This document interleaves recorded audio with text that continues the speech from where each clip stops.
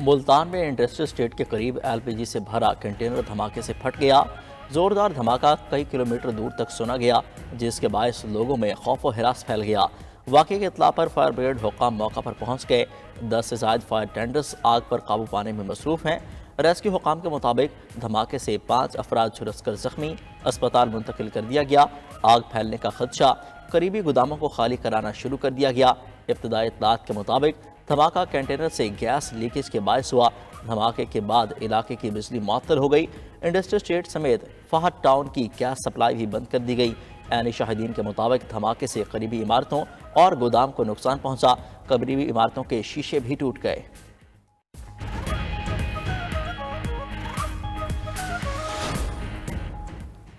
غیر قانونی تارکین وطن کے معاملے پر امریکہ اور کولمبیا آمنے سامنے آ گئے۔ کولمبیا نے تارکین وطن کو لے کر آنے والی امریکی فوجی پروازوں کو داخلے سے روک دیا۔ جواب میں امریکہ نے کولمبیا کی مصنوعات پر ہنگامی بنیادوں پر 25% ٹیرف لگا دیا۔ ٹرمپ انتظامیہ نے مزید 25% ٹیرف بڑھا کر 50% کرنے کی دھمکی بھی دے دی۔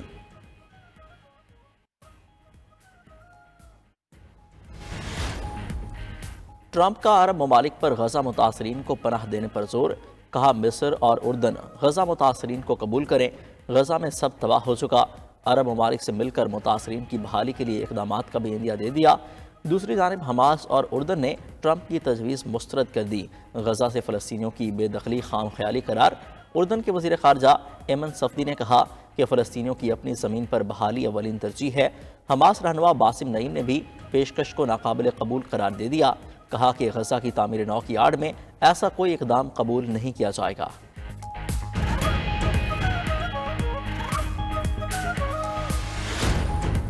اور بیلاروس میں صدارتی انتخابات کے لیے ووٹنگ مکمل۔ روس نواز صدر الیگزینڈر لوکاشینکو بآسانی 7ویں بار ملک کے صدر منتخب ہو جائیں گے۔ بیلاروس کی اپوزیشن اور یورپی یونین انتخابات کو دھاندلی زدہ قرار دیا ہے۔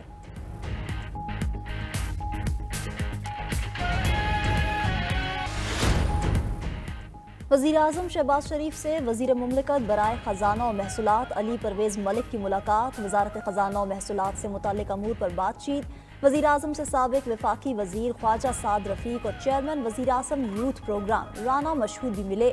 ملک کی مجموعی اور سیاسی صورتحال پر تبادلہ خیال۔ شہباز شریف سے ارکان اسمبلی عبدالغفار بٹو، عثمان اویسی اور فدا حسین کی بھی ملاقاتیں۔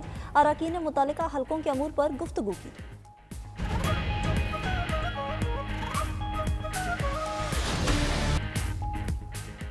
حکومت اور پی ٹی آئی کے درمیان مذاکرات میں تعطل برقرار۔ P T I judicial commission کے اعلان پر باسد chairman P T I barrister Gohar کہتے ہیں جو بانی پی ٹی آئی نے کہا وہی پی ٹی آئی کا فیصلہ ہے۔ حکومت سنجیدہ ہے تو مثبت قدم اٹھائے، بانی پی ٹی آئی سے رابطہ کرے، کمیشن کے ٹی او آرز پر بات کرے۔ 7 روز ختم ہونے کے بعد مذاکرات ویسے ہی ختم ہو چکے ہیں۔ حکومتی مذاکراتی کمیٹی کے ترجمان عرفان صدیقی کا رد عمل بھی آ گیا۔ کہتے ہیں بیرسٹر گوہر نے بانی پی ٹی آئی سے ملاقات کے بعد مذاکرات کو ختم کیا۔ روزانہ نیا موقف ہوتا ہے، مذاکرات کو سرکس بنا کر رکھ دیا۔ مذاکرات کے دوران کچھ اور باہر آ کر کچھ اور کہتے ہیں۔ فرسٹریشن کے باعث یہ کچھ بھی کر سکتے ہیں۔ اگر یہ امن و امان کا مسئلہ پیدا کریں گے تو نمٹ لیں گے۔ پی ٹی آئی کو فیصلہ سازی کے فقدان کا طعنہ بھی دے دیا۔ کہا ہو سکتا ہے ہمارا جواب پی ٹی آئی کی خواہش کے مطابق ہو۔ 7 دن سے قبل کوئی جواب نہ دینے اور کمیشن کا اعلان نہ کرنے کا پیغام بھی دے دیا۔ کہا 28 تاریخ کو اجلاس ہوگا، کمیشن کا جواب بھی وہیں دیں گے۔ ہتھیار اٹھانے والوں سے رعایت نہیں ہوگی، وزیر داخلہ محسن نقوی کا 2 ٹوک پیغام۔ ہیوسٹن میں 92 نیوز سے خصوصی گفتگو کے دوران کہا کہ دہشت گردی صرف پاکستان کا نہیں مشترکہ مسئلہ ہے، نمٹنا بھی مل کر ہوگا۔ دورہ امریکہ کا مقصد بھی دہشت گردی کے خلاف مؤثر منصوبہ بندی قرار دے دیا۔ امریکہ میں چین کے خلاف تقریب میں شرکت کی خبر بھی مسترد کر دی۔ کہا کہ یہ زہریلا پروپیگنڈا مخالفین کی سازش ہے، اس سے کوئی فرق نہیں پڑے گا۔ مزید کہا کہ امریکہ کے ایوان نمائندگان کو پاکستان کے خلاف اکسایا جا رہا ہے۔ بہت سے امریکی سیاستدانوں کو اصل حقیقت کا علم ہی نہیں۔ محسن نقوی نے مخالفین کو تلقین کی کہ سیاست کریں لیکن اس حد تک نہ جائیں کہ پاکستان کا نقصان ہو۔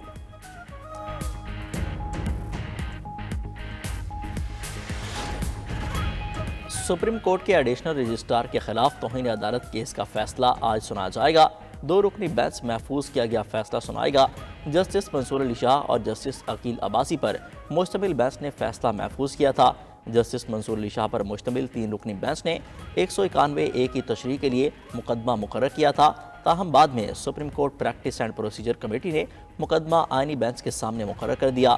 مقدمہ منتقل ہونے پر جسٹس منصور علی شاہ اور جسٹس عقیل عباسی نے توہین عدالت کی کارروائی کا آغاز کرتے ہوئے ایڈیشنل رجسٹرار کو شو کاز نوٹس جاری کیا تھا۔ نکاح کیس میں بانی پی ٹی آئی اور بشرا بی بی کی بریت کے خلاف اپیل سماعت کے لیے مقرر۔ اسلام آباد ہائی کورٹ میں جسٹس اعظم خان خاور مانیکا کی اپیل پر آج سماعت کریں گے۔ بشرا بی بی کے سابق شوہر خاور مانیکا نے 13 جولائی 2024 کا ایڈیشنل سیشن جج کا بریت کا فیصلہ چیلنج کر رکھا ہے۔ ایڈیشنل ڈسٹرکٹ اینڈ سیشن جج افضل مجوکا نے سزاؤں کے خلاف اپیل پر فیصلہ سناتے ہوئے ملزمان کی سزاؤں کے خلاف اپیلیں منظور کی تھی اور ٹرائل کورٹ کا فیصلہ کالعدم قرار دیتے ہوئے ملزمان کو رہا کرنے کا حکم دیا تھا۔ نواز شریف کے ساتھ کوئی ناراضی ہے، نہ کوئی غلط فہمی۔ نواز شریف میرے لیڈر تھے، وہ ووٹ کو عزت دو سے پیچھے ہٹ گئے۔ سربراہ عوام پاکستان پارٹی شاہد خاقان عباسی نے لندن میں پریس کانفرنس کرتے ہوئے کہا، نون لیگ اصول کی بنیاد پر چھوڑی ہے۔ اگر نواز شریف 8 فروری کو الیکشن ہار تسلیم کر لیتے تو آج پاکستان کا نقشہ مختلف ہوتا۔ مفتاح اسماعیل کہتے ہیں، پاکستان سرمایہ نہ بھیجنے کی اپیل نامناسب ہے۔ بانی پی ٹی آئی کی اپیل پر اوورسیز پاکستانیوں نے پیسے بھیجنا بند نہیں کیا۔ پاکستان میں افراط زر میں کمی آئی ہے مگر مہنگائی مزید بڑھی ہے۔ 40% پاکستانی خط غربت سے نیچے ہیں۔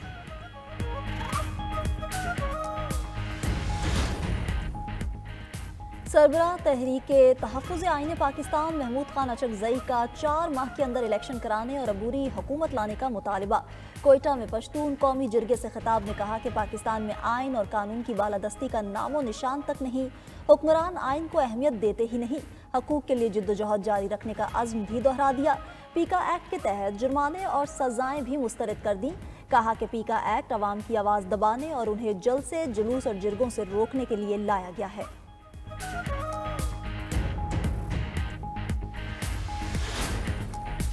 پیکا ایکٹ پر سیاسی جماعتوں کے تحفظات، حکومت کو صحافیوں سے مشاورت کرنی چاہیے تھی۔ آزادی صحافت پر یقین رکھتے ہیں۔ پیپلز پارٹی کا موقف۔ گورنر پنجاب نے محمد میں وفد سے گفتگو کے دوران نون لیگ کو ملکی مفاد میں مذاکرات کی راہ اختیار کرنے کی صلاح دے دی۔ کہا کہ تمام تر مخالفت کے باوجود حکومت بنانے کے لیے نون لیگ کا ساتھ دیا۔ حکومت ختم ہوئی تو سب سے زیادہ نقصان نون لیگ کا ہی ہوگا۔ جماعت اسلامی نے پیکا ایکٹ کی مخالفت کر دی۔ امیر جماعت اسلامی حافظ نعیم الرحمان نے ترمیم کو مسترد کرتے ہوئے کہا، بغیر مشاورت ایسے قوانین بے معنی ہیں۔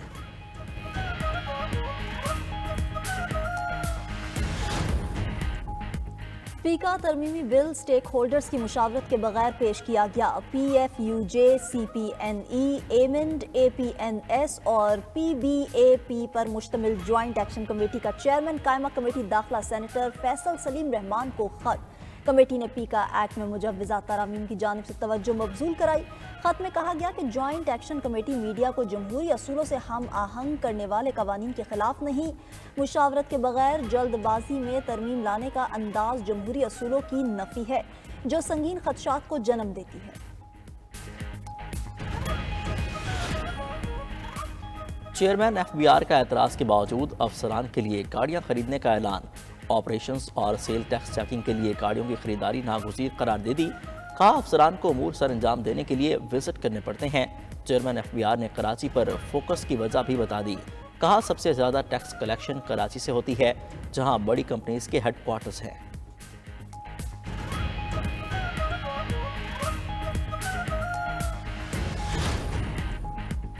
ضلع کرم میں کشیدگی کوہاٹ میں ہونے والا گرینڈ جرگہ ملتوی۔ امن معاہدے پر عمل درآمد یقینی بنانے کے لیے جرگہ اگلے ہفتے پھر بیٹھے گا۔ ذرائع کے مطابق جرگہ عمائدین نے کہا کہ جب تک 14 نکات پر عمل درآمد نہیں ہوگا، پائیدار امن قائم نہیں ہوگا۔ کرم کے تمام متاثرین کے زخموں کا ازالہ کرنا ضروری ہے۔ ضلع انتظامیہ کے مطابق کرم کے عمائدین اور متاثرین سے مشاورت کے بعد دوبارہ گرینڈ جرگہ بلایا جائے گا۔ دوسری جانب کرم میں راستوں کی بندش سے عوامی مشکلات میں اضافہ۔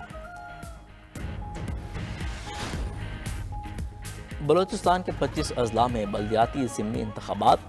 غیر حتمی غیر سرکاری نتائج کے مطابق یو سی چھلگری وارڈ 4 سے ملوک خان 197 ووٹ لے کر کامیاب۔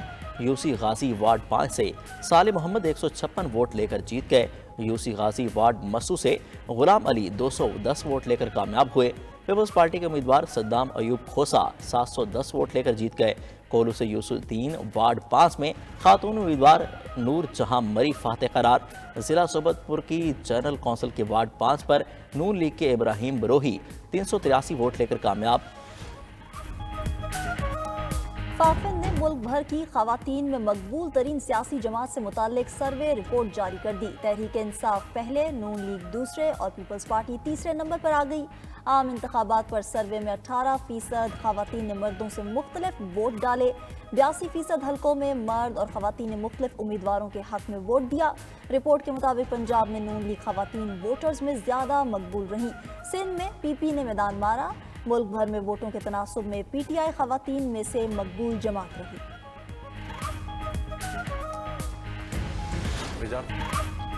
یورپ میں پی آئی اے پروازوں کی بحالی، وفاقی حکومت کا سخت اقدامات کا فیصلہ، سابق وفاقی وزیر غلام سرور خان کے بیان پر قانونی چارہ جوئی کے لیے غور، ناٹی ٹوڈیوز کے پروگرام خبر کیا ہے میں سیر حاصل گفتگو، حیدرآباد میں دریا اور نہروں کا پانی آلودہ ہونے سے بچانے کے لیے لگایا گیا ٹریٹمنٹ پلانٹ غیر فعال ہو گیا، زہریلے پانی سے آبی حیات کو خطرات، پروگرام خبر کیا ہے معاملہ سامنے لے آیا، خیبر پختونخوا میں بدامنی اور بند ہوتی صنعتیں بھی موضوع بحث بنی۔